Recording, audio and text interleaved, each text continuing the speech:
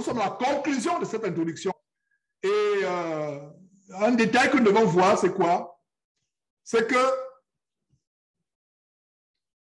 les esprits impurs se manifestent d'une manière. Donc, dernier point avant de commencer les 18 catégories d'esprits impurs que j'ai recensées dans la Bible, un dernier point, c'est que les esprits impurs se manifestent d'une certaine manière.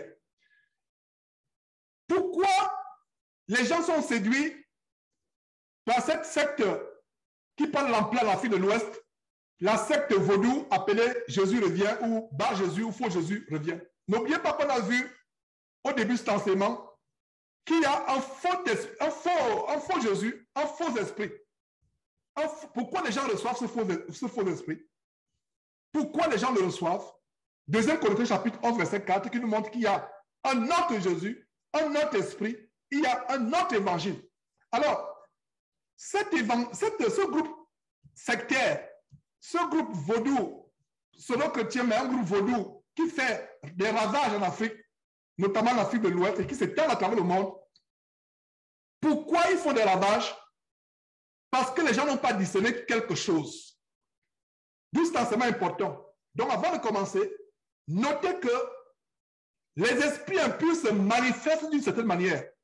Donc, ça veut dire que si vous êtes dans une assemblée, quelqu'un commence à hurler, à crier, à faire n'importe quoi, à écumer, à sortir la bave de la bouche, à écumer, à hurler, à ramper comme un serpent, c'est un esprit impur. Et beaucoup d'assemblées, beaucoup de faux pasteurs, beaucoup de soi-disant chrétiens attribuent au Saint-Esprit ces manifestations diaboliques. Attribuent au Saint-Esprit ces manifestations diaboliques. Donc, cette secte, le groupe Jésus revient bientôt, ou Bar Jésus revient bientôt, on fait parler une petite fille, soi-disant que Jésus, c'est Jésus qui parle à travers son corps. Et qu'est-ce qui se passe? Elle écume, elle crie, elle hurle. Si les gens avaient le discernement, si les gens avaient appris le discernement, ils comprendraient que ce n'est pas Jésus, ce n'est pas le Saint-Esprit. Pourquoi? Je vais vous le montrer. Je vais vous montrer ce qui se passe quand les démons se manifestent. Les baptêmes, tel que justement ce groupe vous a montré à Bafoussam, au Cameroun, comment ils baptisaient une femme. La femme était en transe, elle gesticulait, elle criait comme ça se débattait, comme ça se débattait. En réalité, elle se débattait contre les esprits des eaux qui sont manifestés ce jour-là. Elle se battait. Si cette femme avait lu la parole de Dieu, et c'est le cas avec Moïse Mbié, ces faux pasteurs, ces débauchés sexuels, que même les mondains et les mondaines dénoncent, Moïse Mbié baptise les gens sont en transe, les gens crient. Regardez les nuits de réveil à la Shura Kotu, où quand il prie pour les gens, soit disant l'esprit se manifeste, les gens crient, les gens se tortillent, non. Quand un démon se manifeste, il fait hurler la personne, il fait crier la personne. Quand le Saint-Esprit se manifeste, dans le calme, c'est le calme. Quand quelqu'un est délivré, il ne se tortille pas toute la nuit. Il pousse un cri, il se tortille. Quand le démon sort, la personne reprend reprend le calme. La personne se calme. Mais ces gens qui sont délivrés, qui vont d'église en église, ils vont dans telle église, ils passent le temps à se tortiller, ou elle passe le temps à se tortiller, jusqu'à la fin de la délivrance le matin, délivrance entre guillemets, il va encore dans une... Donc, il passe le temps à être en transe. Elle passe le temps à être en transe. Quand Dieu délivre quelqu'un, c'est instantanément, c'est sur le champ. Ce n'est pas une délivrance qui prend des années. Parce qu'une délivrance qui prend des semaines, des mois, des années, non. Ce n'est pas une délivrance. Alors, voyons mes frères et sœurs comment les esprits malins se manifestent. Avant de voir comment ils se manifestent, nous sommes en train de conclure l'introduction. Avant de voir comment ils se manifestent, lisons très bien ce verset phare. Notez, mes frères et sœurs, ce verset. 1 Corinthiens chapitre 14, verset 32. Les esprits des prophètes sont soumis aux prophètes. Ça veut dire quoi? L'esprit de Dieu en toi ne t'amènera pas à hurler, ne t'amènera pas à faire les choses. Et dans ce groupe, justement, Bar Jésus revient bientôt, pour ne pas dire Jésus revient bientôt, le faux Jésus. Parce que la Bible nous montre qu'il y a un faux Jésus, il y a un faux esprit, il y a un faux évangile. Alors, il y a un faux esprit qui se manifeste. Les gens tremblent, les gens sont en transe, les gens crient, hurlent. on fait parler soi-disant Jésus. C'est un démon de vaudou qui parle à travers une personne, à travers un enfant. Une femme ayant la mise de prostituée commence à être en transe et vous voyez comment elle caresse la tête de ses membres. On montre la vidéo. Elle se met à caresser les gens, elle se met en transe, elle est l'ivrognerie. L'esprit de sexualité qu'on va voir, c'est une des catégories d'esprit qu'on va voir aujourd'hui. L'esprit d'impureté sexuelle se manifeste. Elle est en transe et on dit que c'est l'esprit de Dieu. Imaginez-vous, moi, votre frère Georges, je me mets maintenant, ou moi, je suis en train d'enseigner, je me mets à hurler, je commence à entrer, je commence à désactiver-vous sur le champ. Parce que si vous ne vous désactivez pas, vous serez en contact avec un mauvais esprit. Voilà. Pourquoi vous n'avez pas le bon sens? Imaginez-vous où je suis là. Je commence à crier, hurler, je commence à grincer, à écumer. Si vous ne désactivez pas, c'est que vraiment, il y a un problème. Désactivez-vous et commencez à prier pour moi et dites peut-être qu'il y a quelque chose à arriver à Georges. Et c'est quelque chose de quoi? Il est possédé par l'esprit impur. L'esprit de Dieu ne te possède pas, ne te contrôle pas, ne t'amène pas à faire des choses involontaires. Voyons quelques exemples dans la Bible de comment ce sont les esprits qui amènent les gens à faire des choses involontaires. À aller, à crier, à faire des choses insensées qui sont au-delà des normes de bienséance et de scrupules sociaux. Voyez, par exemple, la Marc chapitre 1, on a 2 versets dans la Marc chapitre 1, verset 23 et verset 26. Dans la synagogue, il se trouvait un homme ayant un esprit impur qui s'écria. Donc, quelqu'un qui se met à crier, à hurler, c'est un esprit impur. Est-ce que vous comprenez? Stupide, apprenez le discernement, nous dit Proverbe. Et c'est ce que nous sommes en train d'apprendre. Donc, premier apprentissage, à partir d'aujourd'hui, vous voyez quelqu'un hurler dans une assemblée et s'agiter, c'est l'esprit. Donc, un esprit criant. Et dans Marc chapitre, toujours 1 verset 26, l'esprit impur sortit de cet homme en l'agissant comment? Avec violence et en poussant un grand cri. C'est ça. Je n'invente pas, je vous montre la parole de Dieu. Si vous lisez beaucoup la parole de Dieu, c'est une étape pour avoir le discernement, pour apprendre le discernement. Outre le discernement que Dieu te donne comme un don, il y a un discernement que tu dois apprendre à la lumière des Écritures. Est-ce que c'est clair? Voilà le discernement que nous apprenons à la lumière des Écritures, à savoir que quand tu vois quelqu'un commencer à hurler, quelqu'un soi-disant prophétise, une femme qui se met à prophétiser, un homme qui prophétise, il est en transe, il ne se contrôle plus. C'est un démon. Ceux qui ont le discernement vont chasser ce démon au nom de Jésus-Christ s'ils reçoivent la permission de Dieu. C'est un démon. Vous voyez, l'esprit impur sorti de cet homme en agissant avec violence et en poussant un cri. Il n'est pas dit que cet homme continue à prophétiser, à vous dire de vous repentir du péché, à vous dire repentez-vous, tu es là, tu es en transe, repentez-vous, Jésus revient bientôt, tu pleures, la bave sort. Tu écumes, tu es en transe, tu as les crises d'épilepsie et tu dis que Jésus revient bientôt. C'est un faux Jésus qui revient bientôt dans la nuit. C'est pour ça que tu es surprise d'avoir maintenant les mauvais esprits qui te visitent la nuit tous les jours. Voilà le Jésus qui revient. Il revient dans tes rêves, dans ta vie, alors que tu t'es délivré. Beaucoup de ceux qui suivent même Jésus-Christ ont été embobinés, sont retournés. Voilà, c'est Jésus, c'est dans Jésus qui revient dans ta vie, dans tes rêves, dans tes songes.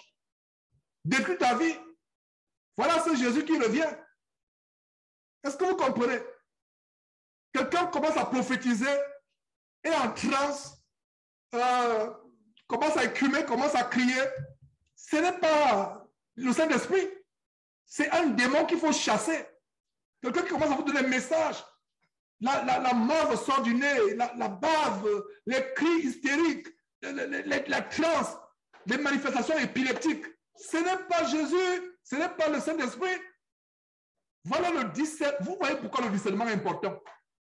Vous voyez pourquoi le discernement est important. Ouais. Et un autre verset, justement, pour nous montrer comment les démons se manifestent. Toujours dans ce contexte,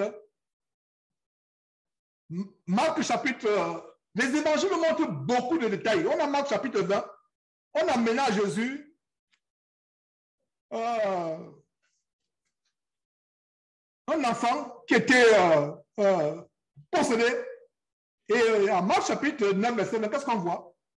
Et aussitôt que l'enfant vit Jésus, l'esprit l'agita avec violence, il tomba par terre, il roula en écumant. Écumer, ça veut dire quoi? La morve sort du nez, la bave sort du nez, comme cette fillette, cette gamine du groupe Jésus, bah Jésus revient bientôt. Voilà ce qui se passe. Voilà la révélation. Donc, mon frère, ma soeur, si tu avais lu ce verset, rien que le détail écumé, ça veut dire l'écume, la morve sort. En voyant la gamine de Jésus revient bientôt, tu sais que c'est un démon. Est-ce que c'est clair, mon frère, ma soeur qui me suit? Est-ce que c'est simple? C'est pourquoi on aime ce qui est compliqué. Voilà, pourquoi on aime ce qui est compliqué. Voilà la révélation. Donc, tu es dans une assemblée. Quelqu'un commence à prophétiser. Repentez-vous, laissez le sexe, laissez l'ivrognerie. La mort commence à sortir. Pensez à ce verset. Pensez à ce verset. Donc, désormais, quand vous encore, c'est parmi vous, parce qu'il y a encore quelques-uns qui sont séduits, qui disent que vraiment, ça peut être vrai. Vraiment, pourquoi Georges aussi exagère comme cela? Peut-être qu'ils ont, peut-être, il n'y a pas de peut-être. Lis ta Bible. Stupide, apprends le discernement. Et tu apprends le discernement en étudiant la parole de Dieu. Écumer, ça veut dire que la mort sort. Si la mort sort là, c'est un démon. La bave sort, c'est un démon. Les larmes commencent à couler là, c'est un démon. Ce n'est pas le Saint-Esprit. Est-ce que c'est clair? Je suis content d'exposer ces choses. Voilà. Donc, rappelez-vous de ce verset, Marc chapitre 9, verset 20, et le mot écumer. Écumer. Il y a alors qu'il était dans Marc chapitre 9, verset 18, avant le verset précédent. En quelques lieux qui le saisissent, le démon, l'esprit le jette par terre, l'enfant écume, grince les dents. Il y a même des détails. On a vu, l'enfant s'agite, soulier s'agite. Il y a des caractéristiques des démons. L'enfant s'agite. Il écume, c'est-à-dire que la morve sort du nez. Il grince les dents. Grrr, grrr, grrr, grrr. Il grince les dents. C'est un démon. C'est un démon, ce n'est pas le Saint-Esprit. Associer ça au Saint-Esprit, c'est un péché grave. C'est un démon. L'enfant grince les dents. Donc, notez, soulignez les traits de caractère des esprits impurs. Marc 1, 23. Il s'écrit. Marc 1, 26. Agite avec violence, poussant un grand cri. Marc 9, 20. Agite avec violence. Il tombe par terre. Aujourd'hui, les gens veulent tomber. Il y a des gens qui disent, mais moi je suis parti, moi aussi je veux tomber. Les gens tombent, je vais aussi tomber.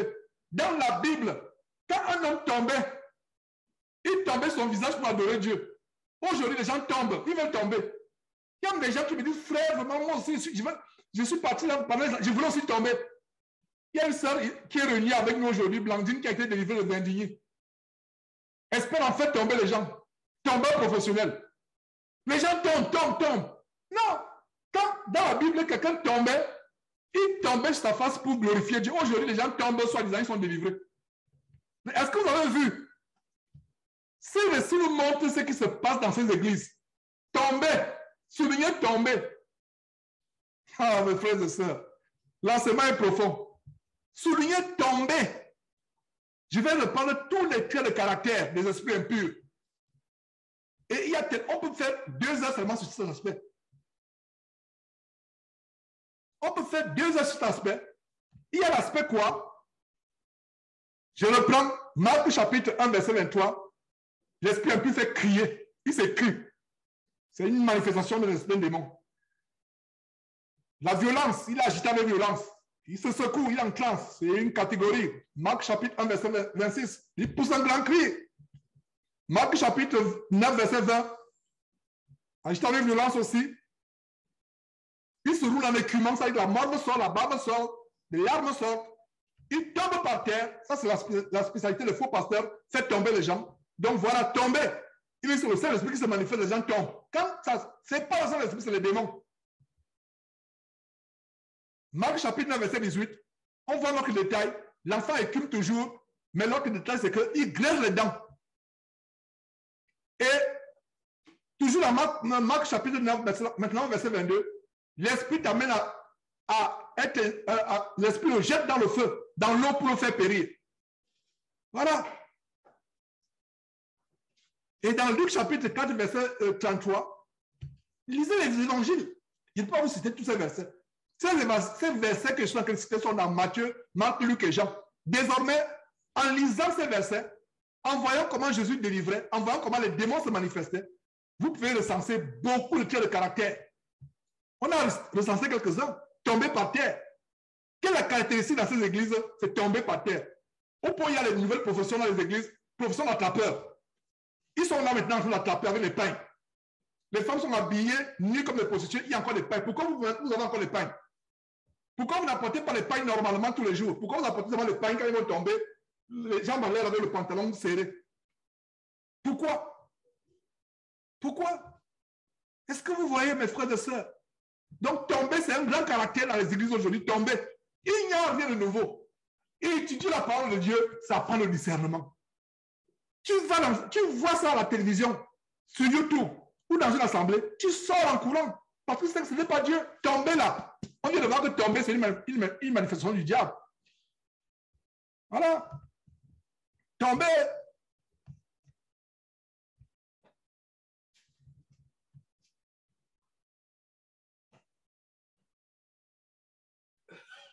Tomber, c'est une manifestation diabolique. Dans Actes chapitre, même au temps, ça c'est au temps de Jésus dans les évangiles. Mais au temps des apôtres même, qu'est-ce qui se passe? C'est que, Actes chapitre 8, verset 7, les esprits impurs sortis de plusieurs démoniaques en poussant de grands cris. En poussant de grands cris. C'est la même chose jusqu'aujourd'hui. Et